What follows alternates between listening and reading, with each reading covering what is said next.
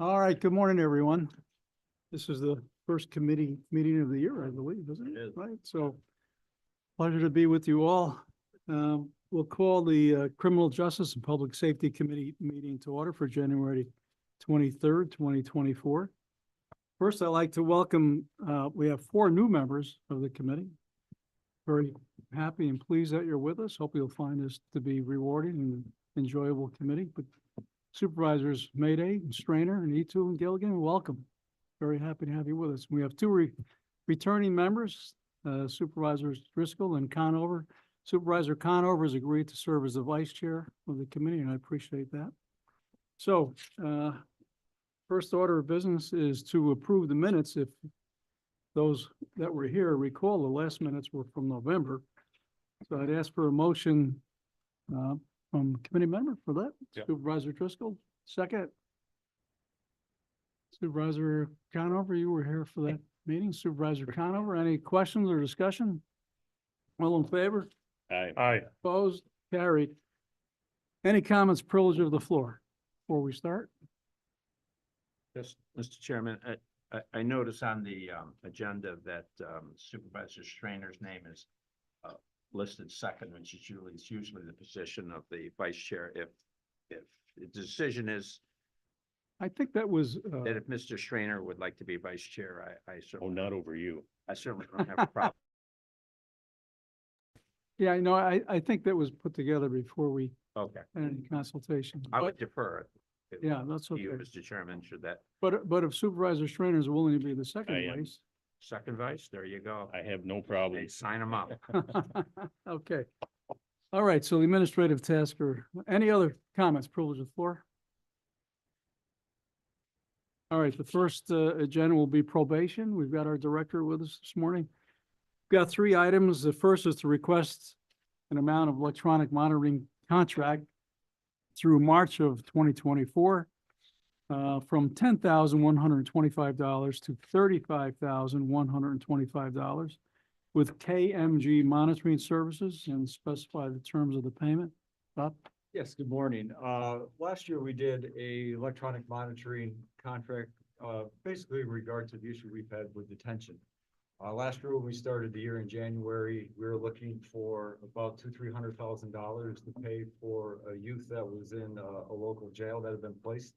And throughout last year, for the members that are here and for new members, we have a severe issue with the youth in our community.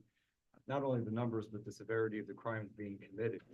And with that, we were looking to access detention, which is difficult to do in the state of New York. So when that happens in any given day, is problematic for any county to find detention beds because there simply aren't enough for the issues that are going on.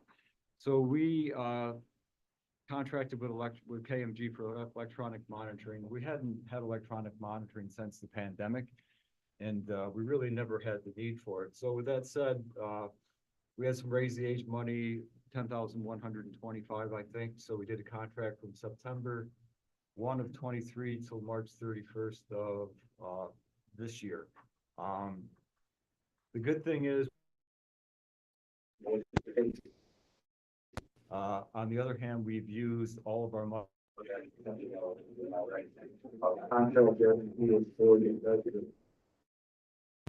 Per month, which is 280 total for that contract.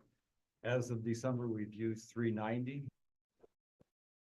I think 5 youth that are on it for 30 days a month, and we have several more that will be going into court, which potentially could be people that the judge would order detention.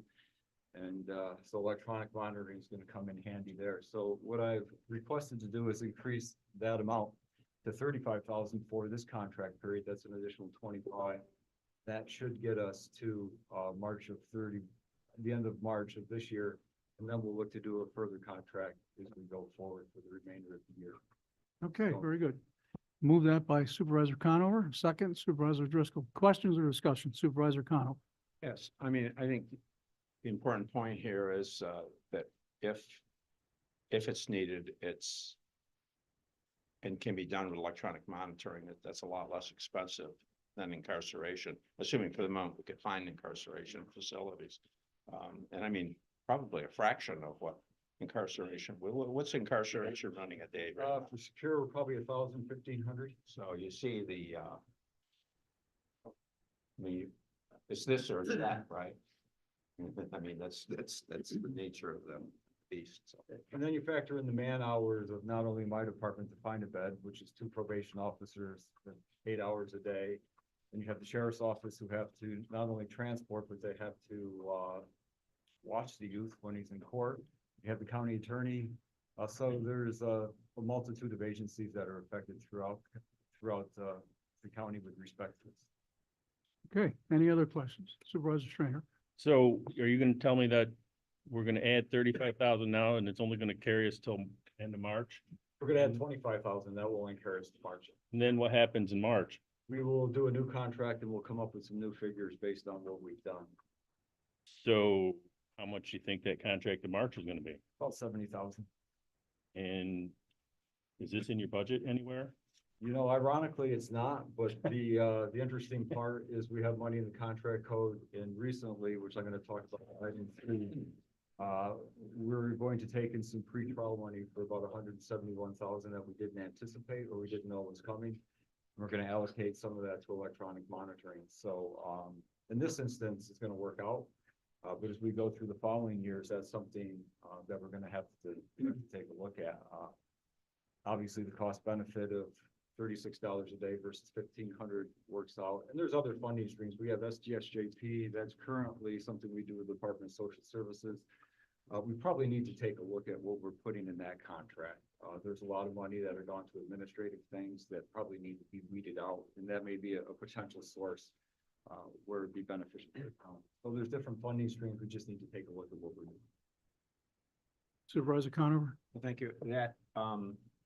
That additional revenue, was that something that was, projected for last year, or it didn't exist within the budget at all? We got $168,000 last year from the state for pretrial. That's the first time we ever got that much money. They indicated that there would be more coming. We didn't see it when we prepared the budget, so I did not put it in. That's a good thing, by the way. That's a good thing. And in December, the awards came out. So I believe probably a couple of weeks ago, it was probably sent to the county. So we could use that for 2024 money. The only reason I bring that up for the new supervisors is if it was in last year's budget, then that revenue, when it would arrive, would fall to our fund balance and it would have to be reappropriated out of our fund balance. However, if it's coming into this year's budget, then it would be, if it's not in the budget presently, then it would be identified and could be reprogrammed. I think I'm saying that correctly, am I not? Right? Okay. Just for your reference. Any other questions, discussion? Supervisor Wild? Chairman, thank you. Just, I'm curious about the effectiveness of electronic monitoring. I know it's important to think about the money, but what about the effectiveness? What do you mean by terms of effectiveness? Well, how does it help with ensuring that the youth understand the consequences of their actions as compared to being in detention, which is a much harsher kind of situation? But I'm just curious, is this an effective way for us to be able to kind of change the approach and attitudes of youth that are part of this? Currently it has, but typically what happens when we go into family court, if we have a youth that is looking to be detained, the judge will order detention. In a couple instances, they put them in the back holding cell for the day while we tried to find a bed. When we came back, you know, at 4:30, 4:45, and indicated there were no beds in the state of New York. The judge brought the individual out and said, you know, today's your lucky day. You're not going to detention. If I had a place, I would put you there. I'm going to put you on electronic monitoring. These are the conditions. You'll have the windows of when you can do things like a school. You know, there's have to be times when you can only go so far outside the radius. So far that's worked, with kids understanding, and a lot of these kids previous, their friends, there's some issues where some kids were doing some things on bikes this summer where, 3 or 4 of them actually went to detention for a period of time, and some went on electronic monitoring. So the word kind of got out that, there's going to be some ramifications for your action. In the monitoring agency we work, if there are, if people go outside the boundaries, they get notified, he goes down, the physical going on. So, so far it's worked. They understand that the reason they're doing it is because of the actions they did, and if we had a detention bed, they may certainly be there. So, we haven't had any issues today. So in terms of monitoring, they understand what's going on, the long-term effects. They're in their home, hopefully they're going to school and things are picking up. So, I think overall at this point. Anything else? Quick question, if I may. And if the question is, have you had a chance to, with the increase in price, does this contract and the bidding of it comply with the purchasing policy for Warren County? And if you're not sure, then I would just suggest that if there is a resolution passed, it's subject to county attorney approval and confirmation that the bidding process. I will check with Julie. When we first did the contract, we did an RFQ because it was over the amount of $5,000. We sent it out to three different vendors. The unique part of KMG is they're actually doing the work of installing. They have the equipment. They're putting the monitor on the individual. They're going to their house to set up the equipment, and they're doing all the services. Typically, electronic monitoring agencies these days are just selling you equipment. So in essence, he is doing something unique. But I will definitely double check with Julie, and certainly when we go into the other contract, after this is done, we'll see what we need to do. But what we're asking him to do, there's not many people that do the whole complete package. So if we could just amend the motion so that it's subject to confirmation with the purchasing officer and the county attorney's office that it's legally sufficient. Okay, is that agreeable? Supervisor Conover, I believe you made the motion. And the second from Supervisor Driscoll. Yes. Any other questions? All those in favor of the amended resolution? Aye. Opposed? Carried. Thank you. The second request is the contract with Catalyst for required server upgrade in the amount not to exceed $5,000 as our current server no longer supports security updates for the case management system called Caseload Explorer. Bob? Yes, we have a case management system that's supported by our IT department with the server. Like many things over time, the security functions with Microsoft have expired, so the security is down. Our IT has worked with Catalyst to come up with a figure to upgrade the system or the software. I think it's about 3,400. We put 5,000 just in case something went astray and something we didn't anticipate, so we wouldn't have to come back. So I think in terms of the IT world, it's an easy fix, but that's what the cost of it is. And we do have money in the contract code. And ironically, with the pretrial money, I think we can justify using that because Caseload Explorer does support the pretrial work we do as well. Okay, motion to move this forward. Supervisor Strainer, second. Supervisor Etu, questions, discussion? Seeing none, all in favor? Aye. Opposed? Carried. Third item is a request to amend the county budget to accept pretrial funding for 23 to 24 in the amount of $171,437 and to allocate $75,000 of this funding to contract code. Bob? Yes, that's the pretrial money we were talking about with Supervisor Conover. We didn't put it in the budget because we weren't sure if we were going to get it. It did come through. There's no guarantees going forward whether we get it next year or not. I mean, who knows with the state budget. So what we would do would be to allocate 75,000 of that to the contract. To take care of electronic monitoring, 25,000 in this contract, and maybe have a little bit extra going forward. We do have a couple other funding streams, which I can talk about when I come back in March to look at that contract, as well as the 5,000 to support Caseload Explorer. So we're taking the money in, we're going to allocate it to the contract, and the rest will go, in essence, to general fund to offset salaries. Motion to move this request forward. Supervisor Strainer, second. Supervisor Etu, question, discussion? Seeing none, all in favor? Aye. Opposed? Carried. Bob, anything else for us? I have nothing else. Thank you for being with us today. We'll move Thank you. on to the public defenders. We have the public defender with us this morning. We've got a couple of requests. First is a request to extend the existing contract with the New York State Defenders Association for the public defense case management system. Greg? Thank you. I'd like to welcome the new supervisors and introduce myself. I'm Greg Canali, the Warren County Public Defender. Looking forward to working with you all. So we've put forward a couple proposals. I'm gonna ask my assistant to do the presentation today. She's much more intimately aware of the particulars and can answer any of your questions. So that being said, we introduce to you my assistant, Aaron Brothers. Aaron? Good morning. All right. So yes, we have a request to extend an existing contract for our public defense case management system. This contract runs from April to April. So it actually came across my desk in December, which is why I am asking for this extension now. It did go from April 2023 to April 2024. The funding for this is in our 2023 budget. Okay, motion to move this forward. Supervisor Strainer, second. Supervisor Driscoll. Questions, discussion? All in favor? Aye. Opposed? Carried. The second and third requests are related, and Aaron, maybe you can give us an overview. The first is a request to decrease or increase the salary of non-union position, which is the Assistant Public Defender of 3, and then the third request is to actually transfer those funds. So want to give us the background on that? Yes, so we are requesting to increase the salary of the Assistant Public Defender on the 3rd position. We have somebody ready to fill that position.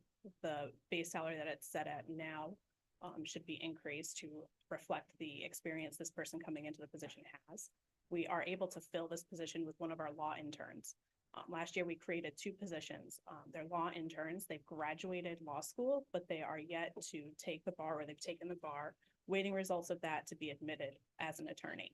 So we were fortunate that our first person in the law intern position was able to take the bar, successfully pass it, and was just admitted as an attorney in New York State on January 11th. So we're very proud of this accomplishment. This came a long way. We were struggling to find assistant public defenders in the office. So making this change has really proved to be very beneficial. So we would like to make the salary of the Assistant Public Defender 3 appropriate for this person coming in. Okay, well, so without objection, we'll move 2 and 3 together. Supervisor Conover, second. Supervisor Mayday. Questions, Supervisor Conover? Yeah, I just want to commend your office for getting this done the way you got it done to labor supply as it is for attorneys. Very, very difficult. You got in to the process, the labor process early, brought somebody along, and I think that being proactive like that is really serves the county well. So really a commendation to all of you that were involved. Supervisor Strainer. What's the present pay for that position? And what are we moving As it the to? law intern. Yeah, So that is a little over 74,000 is what that law intern position currently pays. and we're moving it to what? An assistant public defender, so it's an attorney position. Okay. And that'll, I believe it's 8521.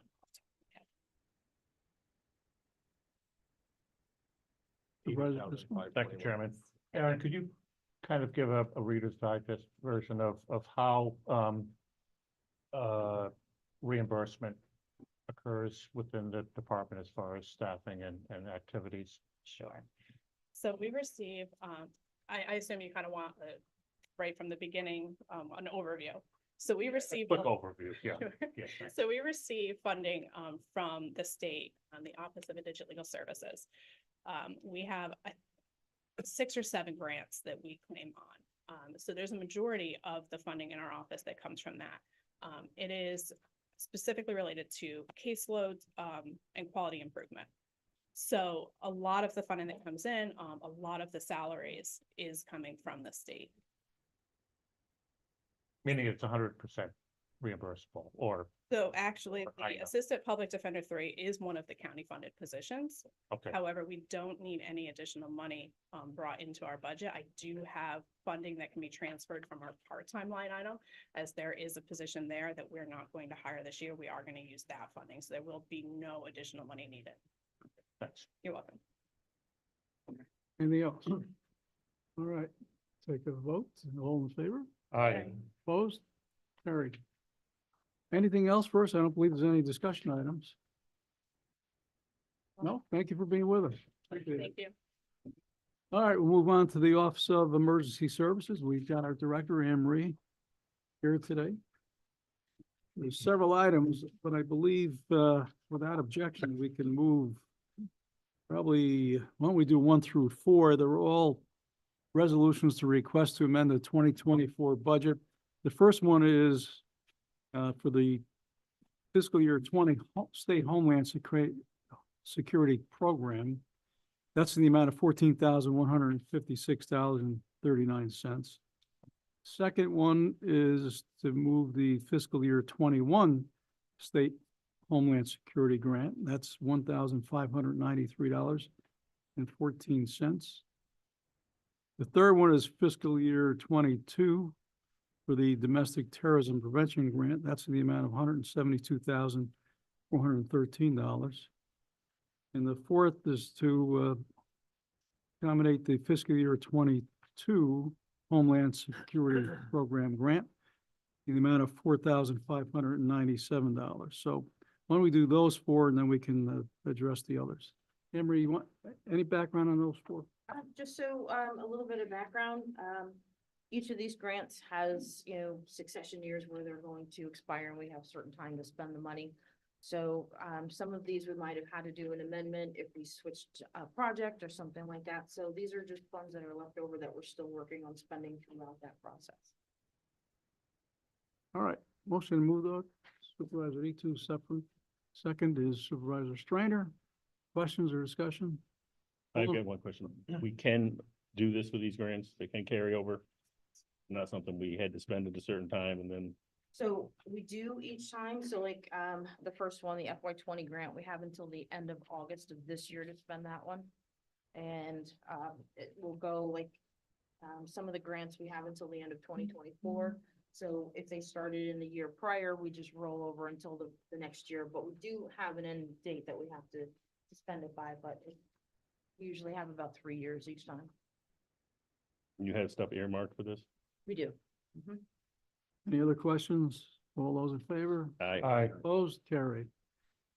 Number 5 is a resolution request to amend the 24 budget to carry over the ARPA funds awarded to Warren County Office of Emergency Services to support the countywide Marine Rescue Team in the amount of $80,783.39. Anne Marie?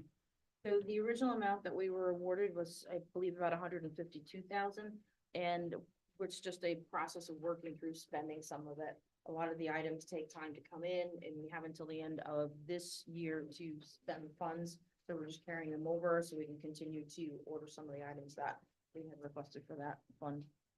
All right, motion to move forward. Supervisor Strainer, second Supervisor Driscoll. Questions, discussion, Supervisor Strainer. The Marine Rescue Plan, team, is that the sheriff's office only, or is that the fire companies included? It's the fire companies. Just the fire companies? Yep, and some items from the sheriff's department that So they- that's just 3 companies, isn't it? Oh, like, did Bolton have that? Bolton has a Marine Rescue. Bolton, Lake Team, George, North Queensbury, Queensbury, Lake George, Bay Ridge, Orkin. West Glens Falls. Oh, they all have, Yep. oh, Yeah, it's quite a few. yes, Yes. okay. Any other questions? All those in favor? Aye. Opposed? Carried. Number 6 is a resolution request to extend the existing contract with the Glens Falls Fire Department for fire investigation services. And we also have a discussion item on this. I don't know if you want to combine it, the discussion item, and move on this. Definitely. So this contract, has been modified last year to reflect that, Glens Falls, right, now, they have 2 certified fire investigators on their team. A lot of it had to do with hiring, not having enough staff, depending on positions that they held. So it was difficult for them to, let staff go if we need to have an investigation done. So with that, what we have, we're gonna stick with the contract the way it is written. So we still have possibility of 2 investigators from the Glens Falls Fire Department. In our budget for this year, we do have 2 positions for an investigator plus a helper. So, last night we had a special fire advisory board meeting and we talked about, kind of where the fire departments wanted to go because it's been a little difficult for them to get services for investigations. So what they decided to do, there were some options on the table. Do we want to go full county team? Do we want to just stick with what we have? They decided we will do the hybrid model, which we had talked about when we were doing budgeting. We're gonna do 2 investigators from a county team with 1, helper, which has already been budgeted for this year. So we're gonna stay with the original plan of doing a hybrid team. So we will use Glens Falls as well as our own. So, we'll be looking to hire at that point. And we have qualified investigators within the county fire Yes, service? there are. Mhm. Yep. Motion to move this forward. Supervisor Strainer, second. Supervisor Etu. Question for Emery. If I could Seeing just none. pose a question on term, is this a contract that we would like to just put in the ability to renew for 2 additional 1-year terms? If there's a further need on the same terms and conditions, so you don't have to come back for 3 consecutive years? Sure, we could do that. If that's acceptable to amend the resolution. Okay. Supervisor Strainer, you made the motion. Sure. Is that acceptable? Okay. Any other questions? All in favor? Aye. Opposed, carried. Item number 7 is a request to amend the existing contract with Mountain Medical Services, authorized by resolutions numbers 110, 420 of 2019, to increase the fee for hazmat team physical examinations from $240 per physical to $250 per physical. Emery? So, basically, that's just a $10 increase over a period of 5 years that we haven't had an increase for the physical, so we didn't think it was too much of an ask. And what those physicals are, it's for the Glens Falls Fire Department hazmat team. Per the contract that we have with them for hazard, services, that we cover anything that they would require to maintain their certification to be able to maintain the contract with us. Okay, motion to move this forward. Supervisor Strainer. Supervisor Gilligan on the second. Questions? Yes. Go ahead. Do all the city firemen take this physical? They do. And how many is that? It can change depending on how many they have for staff. And generally, it could be anywhere between $5,000 to $8,000, depending on their staffing. Chang. Any other questions? A similar question, should this contract go until until terminated by either party or for a period of years? Well, the hazmat contract itself goes until terminated by either party. So if we wanted to keep it in that same, we could, or it's. Because it's a medical service physical, it's outside, it's an exception on the purchasing policy for the county, so the board, so the committee is aware of that. But again, that would prevent annual need to come back to either renew or to renew as long as the price remains the same. Yeah, It would continue forward. I'd be okay with that. Or it can be for 3 years at the committee's. Okay, we need an amendment. Yep. Okay, you agree? Sure. Supervisor Gilligan agree? All in favor? And we're agreeing that it's going to continue until terminated by either party? Is that the amendment? I don't know. We have two Yep. options, either amendment Or for 3 years? Supervisor Strainer, you have a preference? I have no preference in that. Okay, I would defer to the, for 3 years, though. yeah, 3 years. Anne Marie suggested a 3-year term. Okay. Supervisor Strainer and Gilligan, Fine. Supervisor Connor, a question? Yes, it just, I think there's a great example of, really, intermunicipal cooperation. You can imagine what it would cost to field multiple hazmat teams around the county, right? So I think it's a nominal expense to a great service. I mean, when they're needed, they're needed. And I just wanted to put that out there, but once again, our emergency responders do a terrific job. And they also do a terrific job cooperating with one another, provide different services. So. the resolution, I apologize for the confusion I may have created. The resolution request said upon completion of services. The existing contract says It was until not- terminated. Well, I would say that was until terminated, the current contract, right, Right. it's until terminated. So this, the only reason Emery's bringing this today is because there's a change in it. Change the rate. Okay, so the only change would then be to the rate, if that's acceptable as the resolution for the committee to consider. Okay, so it's as stated. You will- Yep, okay, all those in favor? Aye. Opposed? Carried. Emery is, we had the fire investigation discussion. The last one is a hazard mitigation plan update. Yep, so the hazard mitigation plan has been approved by the state, it's been approved by FEMA, so it's all set to go. The municipalities that haven't adopted it yet have until the end of this year to adopt it. And then, they can remain eligible for grant funds for any of the projects that they've put into that plan. Any questions on that? Anything else for us, Anna? All right, thank you for being with us and for all your work. Best wishes for a successful new year. Thank you. Next up would be the sheriff's agenda. We've got Sheriff LaFar with us this morning. Thank you. First one, request is to amend the agreement with Prime Care Medical of New York to provide for required substance abuse disorder and medication assisted treatment services. Sheriff? Good morning.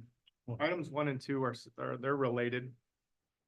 I've been talking with supervisors who've been here for several years about medication assisted treatment. In law enforcement, we use a lot of abbreviations and acronyms, but this is a program where when persons are admitted into our facility, they are provided with counseling, certain medications, if they're experiencing a substance use disorder, opiates, alcoholism.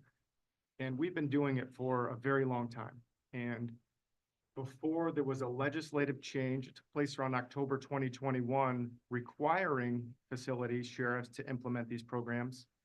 Our enrollment, if we had 6 that were participating, that was around the average. Our population today is 95. We have 32 incarcerated people staying with us that are participating in the program. Definitely benefits to the program during their time with us. And most importantly, at the time of release, we want them to be healthy and successful when they are no longer staying with us. We started working, Prime Care as our medical vendor. They're the contractor that provides medical service. And we started working with them a couple years ago, talking about what this would look like. And before it took place, we started to implement our program as it would be required by law. And in working with Prime Care, we worked through the entire year last year, and they ate the overages. They worked with us, and we were running around 20 to 25 on an average last year. And we wanted to get this right. So we have a substance use disorder plan in place. We know exactly what it's going to look like. We require to have a CASAC, which is a credentialed alcoholism and substance abuse disorder counselor in our facility. Every inmate upon admission is screened. They go through a medical process. They receive treatment. At the time of release, they're provided a week's worth of medication. So this is a significant increase to the requirements on our medical vendor as well as our staff in the facility. But all of the increases have taken place through legislation. Not saying that it's not worthwhile. We were doing it, but the legislation requires more from the sheriff's office and more from Prime Care. We talked about it through the budget process in the fall, but we really didn't know what it was going to look like. So the requirement now, we have 1 year left. 2024 is our last year in our agreement with Prime Care. We are very pleased with the services that we receive from them. So this amount that we're looking to increase the contract is $117,000 and change. And we did not budget for this. All right, so we'll act on 1 and 2 together. The first is to amend the agreement. The second is to amend the budget that would allow that agreement to take place. Motion to move forward. Motion to move it forward. Supervisor Strainer, second. Supervisor Eaton, questions from the committee members, discussion? So there's no reimbursement for any of this?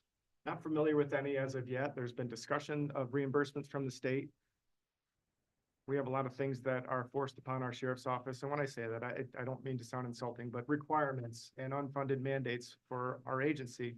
And we're going to continue to watch. If something comes along through the state, we're going to jump in and apply, but as of right now, I'm not aware of any. Any other Okay. questions from the committee?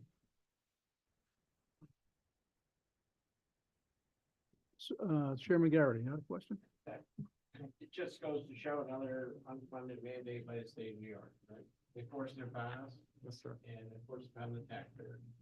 Yes, sir.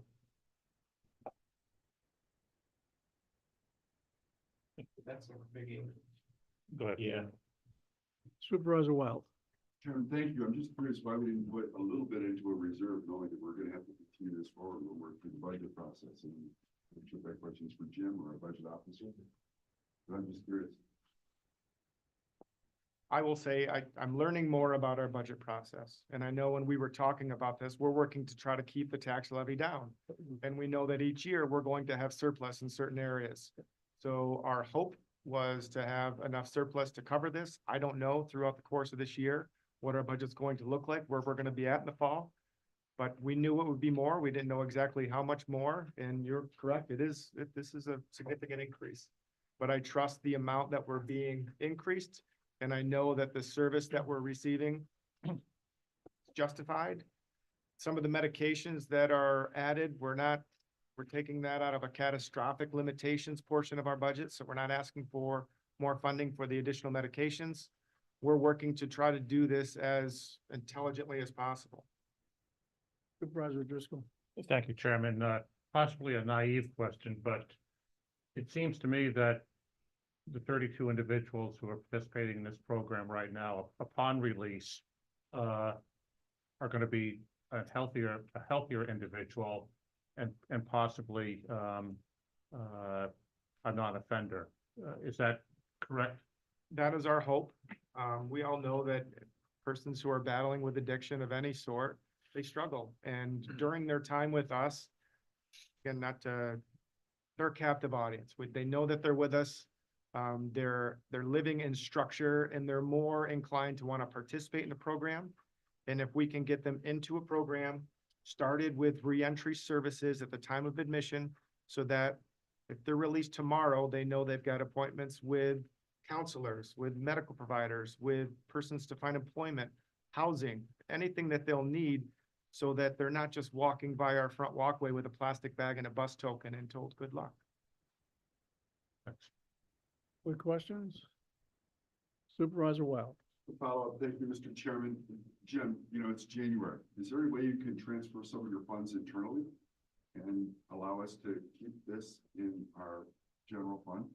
We talked about that. Terry and I work on our budget a lot, and there were other areas and contracts where we've already started to transfer money out to make up for deficits in contracts. If we do this, if we waited, we are going to definitely be coming back for you. I don't see us overcoming this type of a deficit. I know through experience that we're going to exceed our budgeted amount for overtime on the road patrol and in the correctional facility. It's just going to happen. We have persons who are at the hospital right now. That's 2 officers round the clock supervision. COVID changed everything in our profession. And the requirements within our facility are far greater. Those all add additional expenses for us, whether it's addiction, mental health, services. We're doing more. If you're asking me to give you an honest answer, I don't think we'll have enough in our budget at the end of the year to overcome this deficit. I'm confident we would not. And I know it's early and we make this request knowing that it's a big request. Sheriff, I assume that these impacts and mandates are not unique to the Warren County Sheriff, but impacting your colleagues across the state as well. That's correct. Amanda, you want to clarify one thing for us? And it sounds like everyone has a good understanding of what's going on, but just to clarify the record, because it's shown differently on the agenda, this won't go to finance as a budget amendment. It's going to show up as an appropriation from the general fund to the sheriff's budget in the amount of $117,032.75. Okay, we have a motion and we have a second. All those in favor? Aye. Opposed? Carried. Thank you. The third item is to enter an agreement with Tyler Technologies for computer operating system upgrades and server mitigation. And I believe number 4 is related. That's Amendment Warren County Board of Supervisors Resolution number 60 to increase the amount for Tyler Technology Civil Soft Code Software Annual Maintenance and Support Services from $10,046.29 to $10,649.08 annually. Sheriff, you have background on 3 and 4?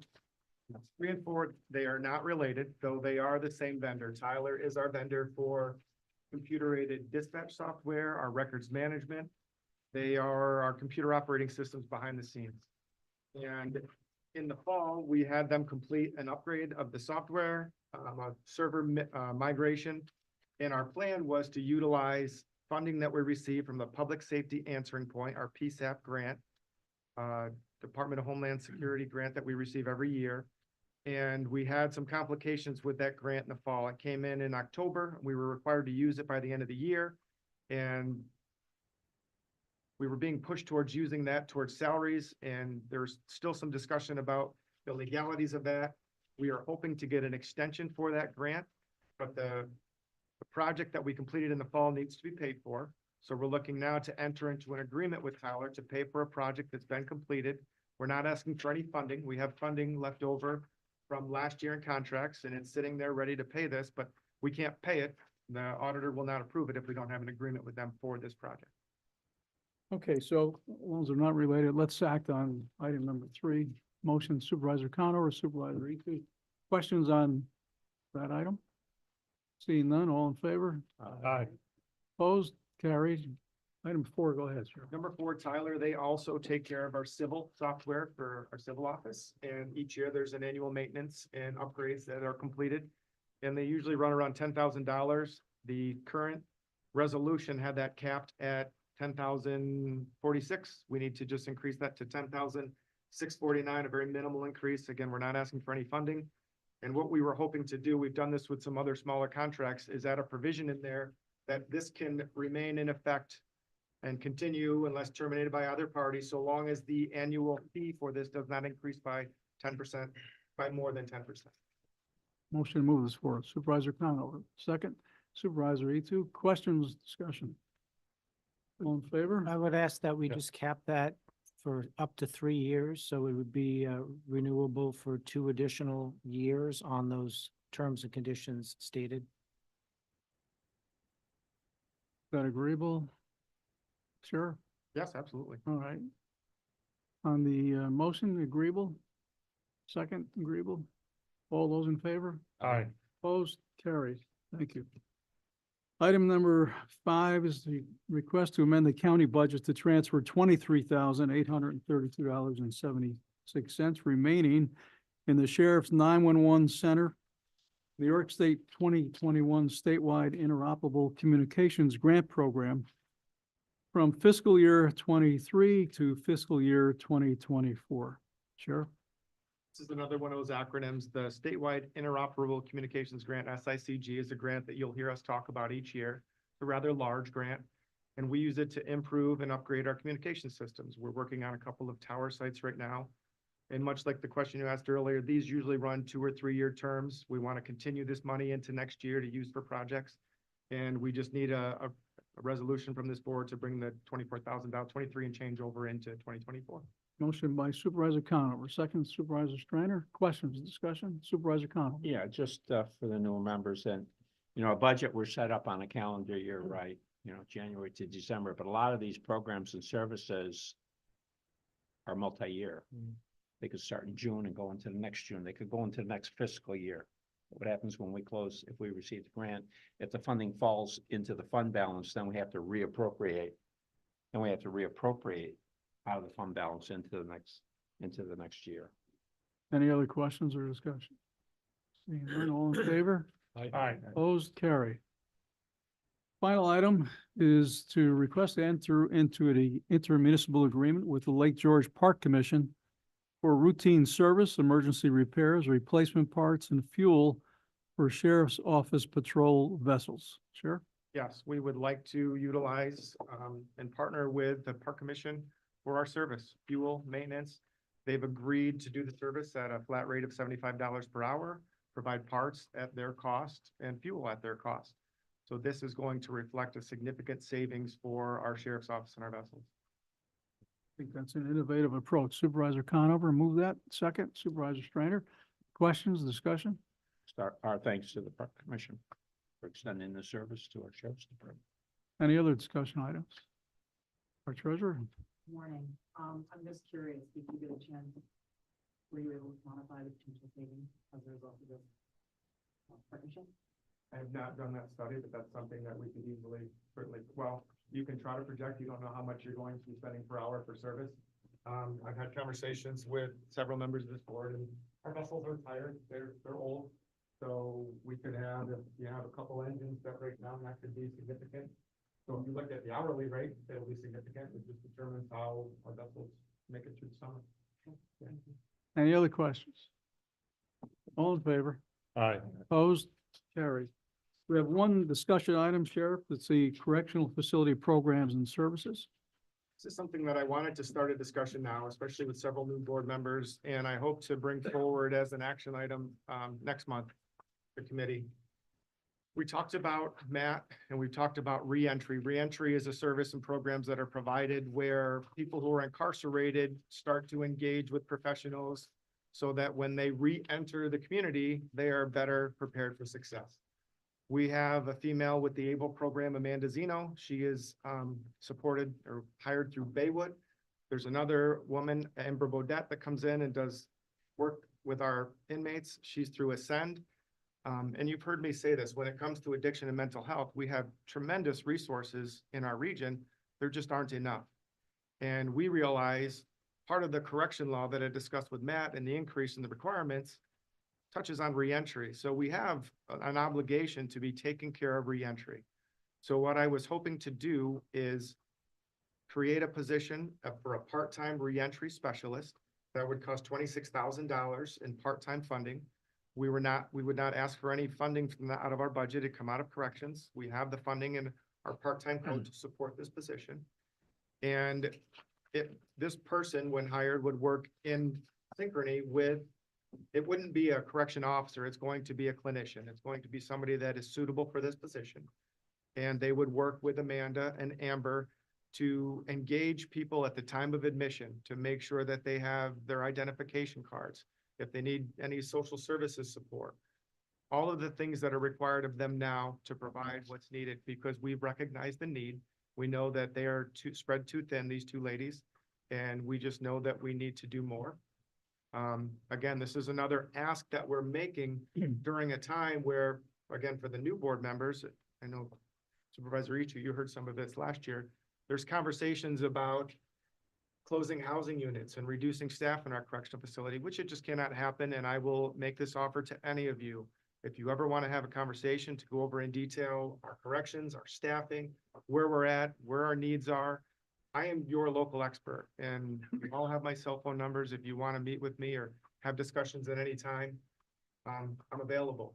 But something like this, it's a significant ask, and we don't have enough time in these meetings to go over it in detail. So I open it up now, and I offer the next month to have conversations with any of you so we can discuss it and look forward.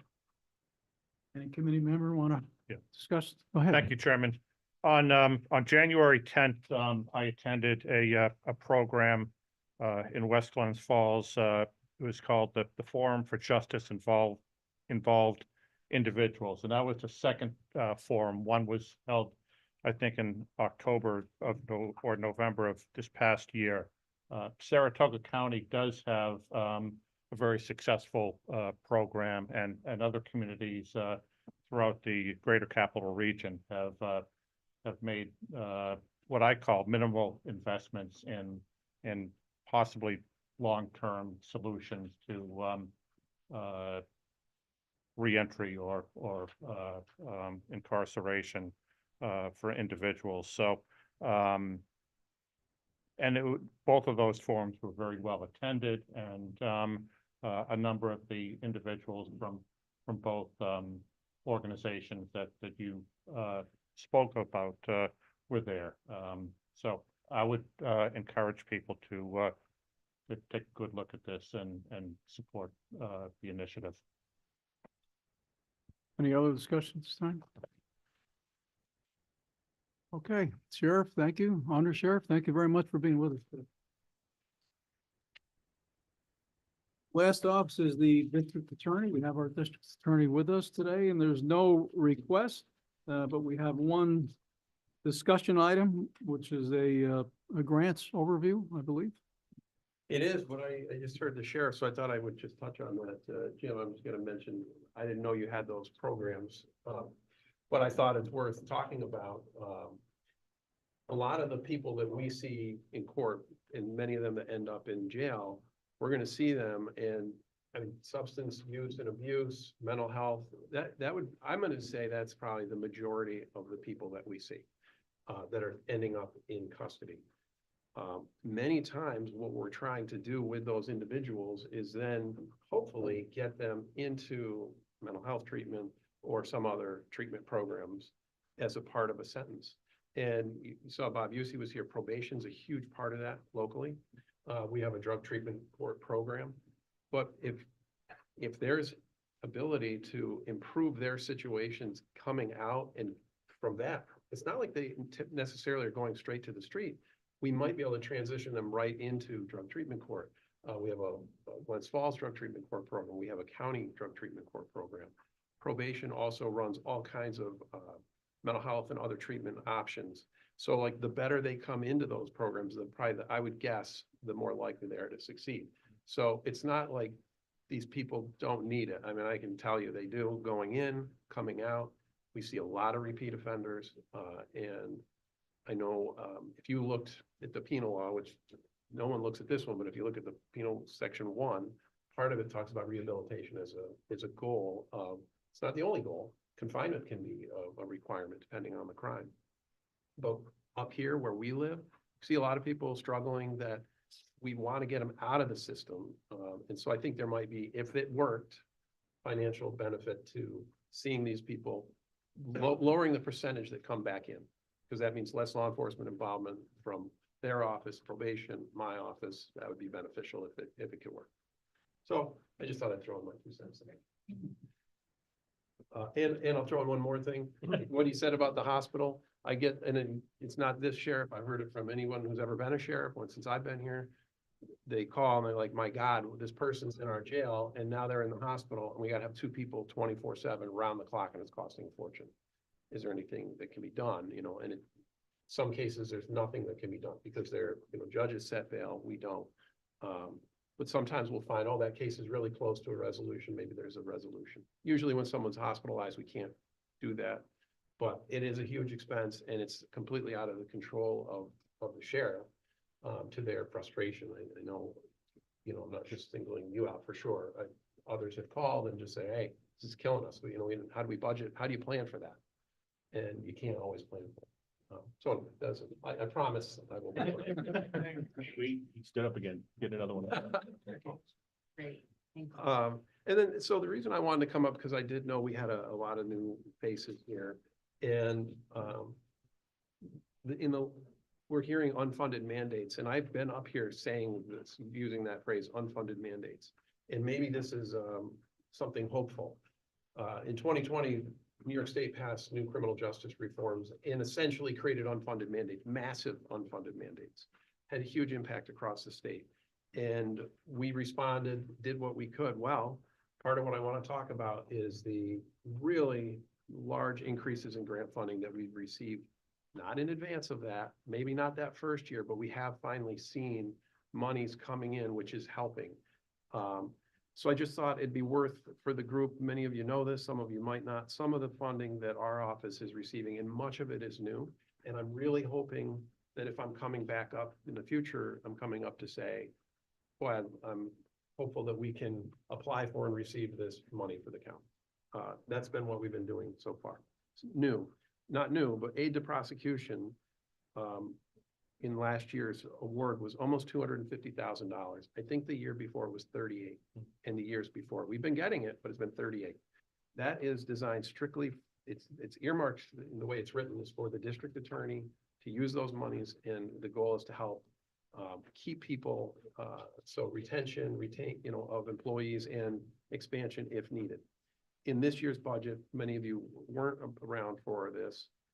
I held monies to the side essentially, so the county could benefit if something didn't happen. We knew a law had made it through both houses and it was on the governor's desk. If she signed it, it was gonna cost a lot of money. We were gonna have to hire another person. I won't go into the details of that. She vetoed that. We learned that more recently.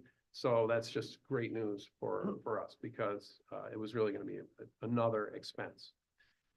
So that's aid to prosecution. We have one called CARP, which is Crimes Against Revenue Prosecution. It's just under 60,000, but it's very much dependent on our caseload that's unique to this. Some of you may have known the David Decker case. That is a case that if we did prosecute that case, the work done on that case can be offset under Crimes Against Revenue Prosecution. There are others. That's a big example. Discovery reform. So these changes in 2020, one of the huge ones, we heard a lot about bail reform, but was the discovery changes. Massive impact. They didn't fund it. Well, now they're funding based on volume of cases. So our county, even though we're about the same size as Washington County in population, I think our huge influx of tourism, our numbers are much higher. So if you compare just by population, it's not really a good thing, and they don't. So they look at what are your numbers, how many cases do you have, how many people are getting arraigned. That one last year was almost $350,000. A portion of that goes to the sheriffs, who is helping. They're one of the agencies that has discovery responsibilities to us. And the rest goes to our office, and that helps fund employees who are helping deal with this massive influx of materials. And anytime you want to talk about them, I'm happy to. It's those who've actually heard me talk about it, I can go on and on and on and on. With that, something that one time I was up here and I realized some of the board did not realize this, so I just want to make sure that everyone does. This county has a sheriff's office, and so and I didn't realize this till it came up in a conversation. Someone was under the impression that was all the law enforcement that handled cases. Well, that's obviously not the case in Warren County. We also have the New York State Police and Glens Falls Police Department. So when I talk about discovery, we're receiving discovery from the sheriffs, from Glens Falls, from the state police. All three, unfortunately, use different methods of delivery. We're getting body cameras from all three different methods. We're hoping that comes together. But sometimes I think the thought is, oh, all the cases the DA has are what the PD has and what the sheriff has. And that's certainly not the case.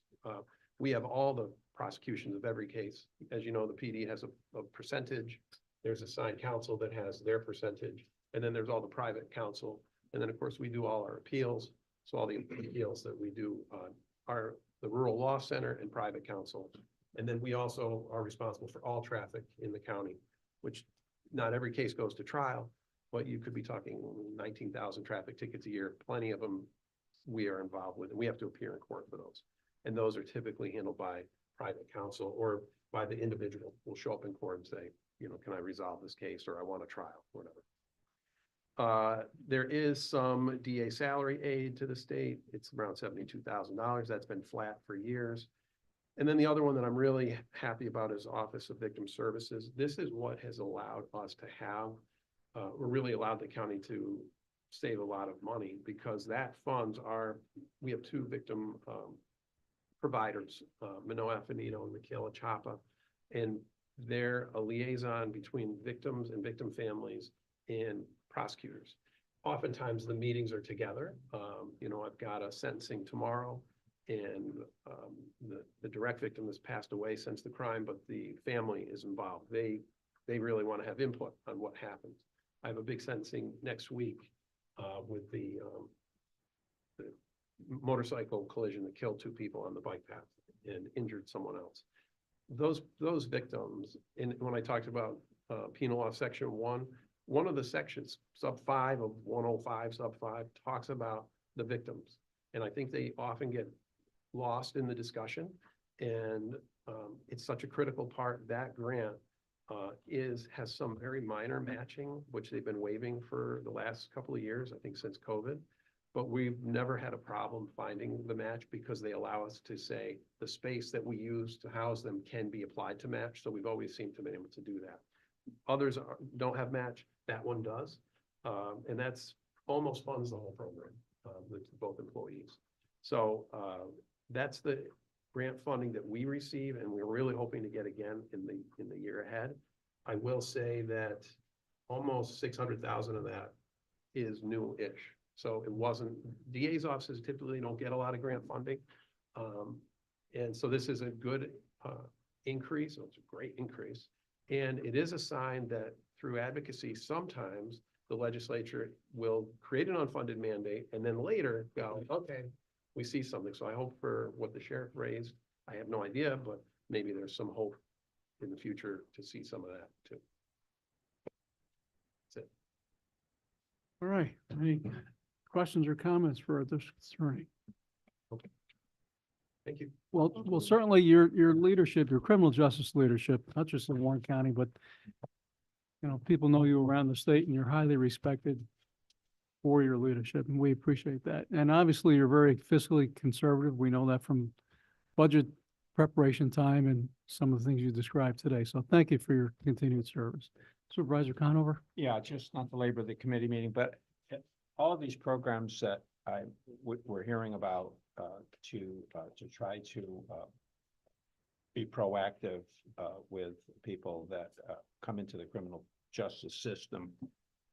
It would be good to hear back on the question of recidivism and even if it's only anecdotally, but for these programs, it would be much worse, or whatever the conclusion is based on some kind of baseline.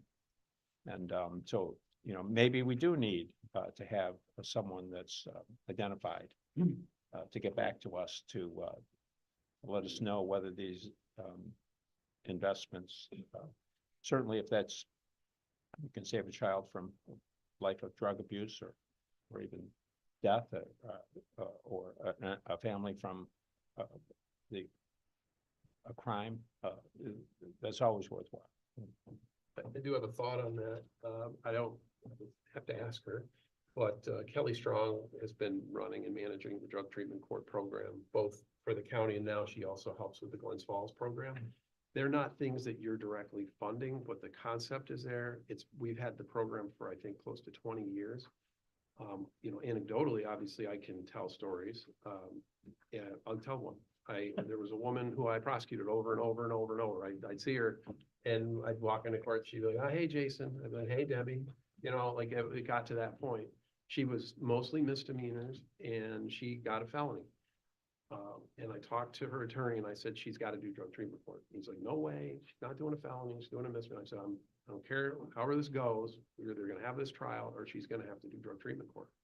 So, and I thought she would want to. The attorneys, they were looking out for their clients. She did. She did drug treatment court. She successfully completed it, and it's our program in Warren County is difficult. She completed that program. Years later, I'm at the hospital visiting someone who was at the end of their life. And I go downstairs and she's working at the hospital. And I got talking to her and she's just telling me how her life has completely changed. And I've never seen her in the system again. And I used to see her all the time. It's one person. But maybe if you wanted to hear from someone and if she was willing to come up, Kelly Strong, she's not employed by the county. I think she's employed by the state, am I right? But maybe she'd be willing to talk about it. She's seen you don't get 100%. I wish you did. But we've seen a lot of people turn it around. And the other thing that happens with these programs is while they're in them, I think for certain that structure helps reduce the recidivism. I've seen recidivism in there and they get harshly treated when they commit a new crime. I mean, a lot of their problems are reuse and they really try to deal with that internally. But I don't know her numbers. But maybe that's something, if you wanted me to, I could just see if in the future she'd be willing to talk about that. And she may say, "Oh, I'm not comfortable," but she's pretty strong about her program, and she might be willing to. Well, I mean, yes, that would at an appropriate point in time, I think that would be a good person for us to hear from. I mean, we're making major investments, aren't we? And hoping to have people turn themselves around. And I think we need to, even if it's only anecdotally, that, things but for these programs, things could be much, much worse. And, you know, we always hear in the committee, you know, I need X amount of dollars more for this, so money transferred for that, and, you know, we assume the programs are there either because the state mandates it or because they're a program that we think is worthwhile. But it's important to get that kind of feedback that yes, these programs are worthwhile and they're having a positive effect on people and their lives and on society, in the communities that they live in. I mean, I think it's important to hear that, because I think it underscores the need for these appropriations and these resources, right?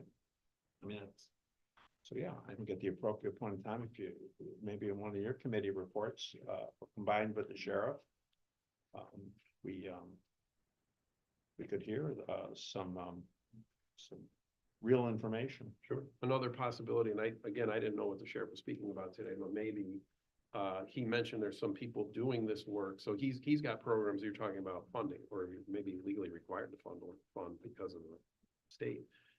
Maybe some of those people would be good to talk about what they're seeing within the jail population that they're helping. I'm really I'm not a part of that, so I'm stepping out of that, but I can tell you, I started when there was no drug treatment court programs. They didn't exist.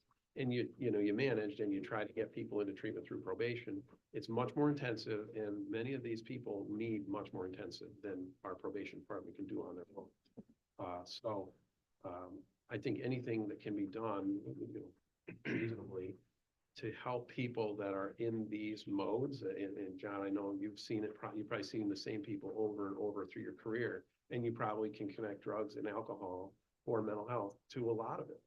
So finding solutions to that can be afforded, something I would recommend looking into, and just from my personal experience. People that are sober and employed, we don't prosecute a lot of those people. We don't. Supervisor Driscoll. Thank you, Chairman. In my line of work as a health and human service provider, I can look at data numbers and go, ooh, when I hear a testimonial, whether it's in person or virtually, that's a wow experience. Again, as Jason said, not every situation is 100%. That's not reality.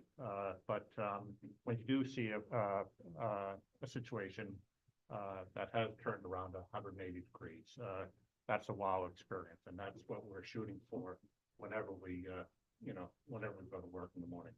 Thanks. Thank you. All right, privilege of the floor. Any comments? Anyone? Seeing none, let me just extend my thanks to all the committee members for your attendance today and your willingness to serve on this committee throughout the year. Accept the motion to adjourn. Second, Supervisor Gillian. Any question or discussion on that? All in favor?